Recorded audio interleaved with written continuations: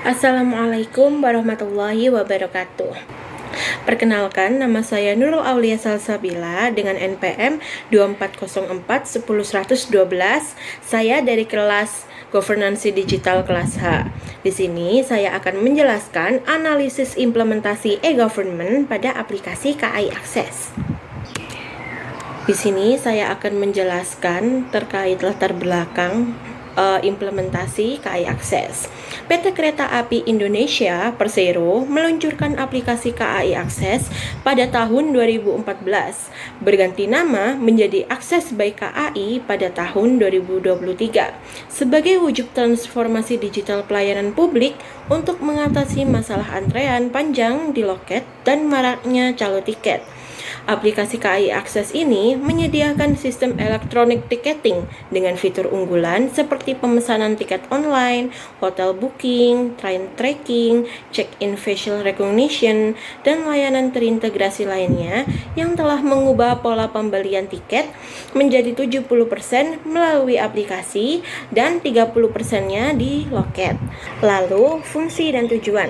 Fungsinya yang pertama, implementasi layanan e-ticketing dan bisa dilakukan reservasi secara jarak jauh. Yang kedua, akses informasi dan jadwal dilakukan secara real time. Yang ketiga, layanannya itu terintegrasi yang dimana di dalamnya ada menu hotel, transportasi, pesanan makanan, dan pulsa. Yang keempat, efisiensi waktu dan pelayanan. Lalu tujuannya yang pertama, memberikan kemudahan dan nilai tambah dan eliminasi keharusan datang untuk ke stasiun. Yang kedua, mengurangi antrian yang panjang. Yang ketiga, mencegah adanya praktik calo. Yang keempat, meningkatkan kualitas pelayanan dengan fitur inovatif. Yang kelima, memenuhi kebutuhan pengguna berdasarkan feedback pelanggan. Dalam penerapan di lapangan, implementasi KAI Akses itu dalam sisi kemudahan memberikan kemudahan signifikan dalam pemesanan tiket kereta api dengan mengurangi antrean panjang di stasiun dan memungkinkan reservasi dari jarak jauh kapan saja. Fitur pembayaran bisa dilakukan melalui QRIS berbagai dompet digital, akses informasi jadwal secara real time, lalu adanya layanan terintegrasi seperti pemesanan hotel, transportasi, dan check-in facial recognition yang dapat memberikan nilai tambah bagi pengguna. Lalu dalam sisi kendala, implementasi aplikasi KAI Akses menghadapi kendala teknis berupa aplikasi yang sering error dan keluar sendiri saat banyak pengguna. Lalu terkadang informasi tempat duduk aplikasi KAI Akses itu tidak akurat dan banyak indikator di dalam aplikasi seperti menu yang sulit dipahami. Lalu mungkin adanya kendala non teknis yang dimana terdapatnya literasi digital masyarakat yang sangat rendah karena kurangnya sosialisasi efektif, keterbatasan akses internet, serta minimnya SDM dengan keahlian teknologi informasi untuk menangani keluhan pengguna. Hambatan strukturalnya itu seperti proses pengambilan keputusan yang lambat, koordinasi antar unit yang lemah, dan resistensi perubahan dari sebagian staf juga menghambat optimalisasi layanan. Lalu, PT KAI Akses dalam sisi keamanan data, di mana keamanan data merupakan aspek kritis dalam implementasi aplikasi KAI Akses sesuai panduan standar mutu Kepmenkominfo nomor 8 tahun 2004. PT KAI harus menjaga keamanan data pribadi pengguna, informasi transaksi pembayaran, dan keamanan akun dari potensi penyalahgunaan. Lalu, terdapat permasalahan terkait penggunaan aplikasi yang tidak sah atau smartphone yang dikuasai pihak lain, sehingga diperlukan adanya peningkatan sistem keamanan dan verifikasi pengguna untuk melindungi data dan mencegah penyalahgunaan. Lalu, penerapan dalam aksesibilitas aplikasi KAI Akses itu masih menghadapi berbagai tantangan meskipun telah tersedia di platform Android. Keterbatasan akses internet, perbedaan tingkat literasi digital, dan kurangnya pemahaman penggunaan aplikasi menyebabkan tidak semua lapisan masyarakat itu bisa memanfaatkan layanan aplikasi ini secara optimal. PT KAI telah menyediakan channel alternatif seperti internet reservasi dan kontak center 121, serta melakukan sosialisasi aktif di berbagai media dan daerah. Namun, upaya tersebut masih perlu ditingkatkan untuk menjangkau seluruh segmen pengguna potensial. Lalu di sini analisis prinsip e-government dalam transparansi dalam aplikasi KAI Akses ditunjukkan melalui penyediaan informasi jadwal kereta, harga tiket, ketersediaan kursi, dan status perjalanan yang dapat diakses pengguna secara langsung melalui aplikasi.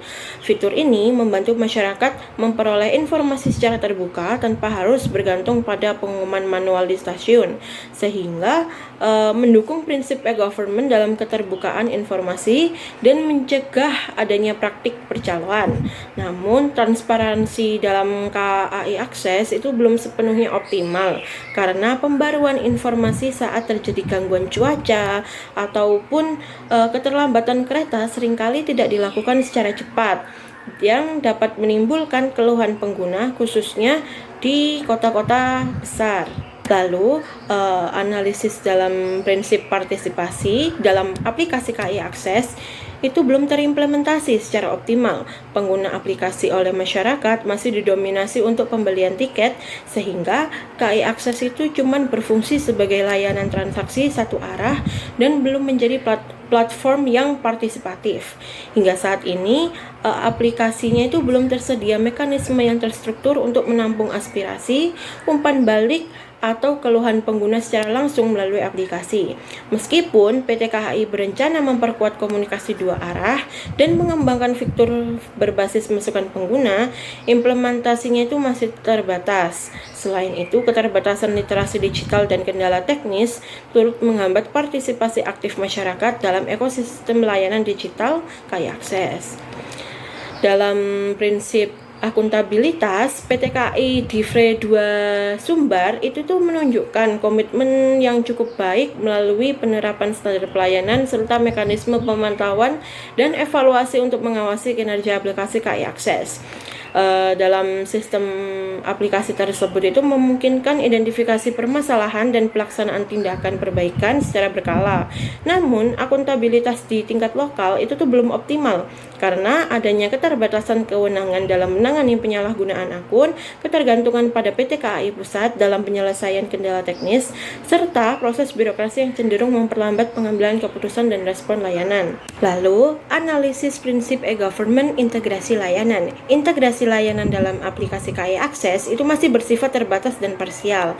Meskipun PT KAI itu telah menyediakan berbagai kanal pemesanan digital seperti KAI Akses, internet reservasi, dan kontak center 121, integrasi tersebut itu masih sebatas pada sistem internal PT KAI. Aplikasinya belum terhubung dengan layanan publik lain maupun sistem transportasi terpadu, serta belum menyediakan layanan pendukung seperti informasi moda, transportasi lanjutan, integrasi pembayaran daerah, dan konektivitas dengan aplikasi e-government lainnya. Keterbatasan koordinasi antar unit dan pemanfaatan sumber daya yang belum optimal itu tuh menjadi hambatan utama, sehingga diperlukan adanya kolaborasi lintas instansi dan penguatan infrastruktur teknologi untuk mewujudkan integrasi layanan yang lebih komprehensif.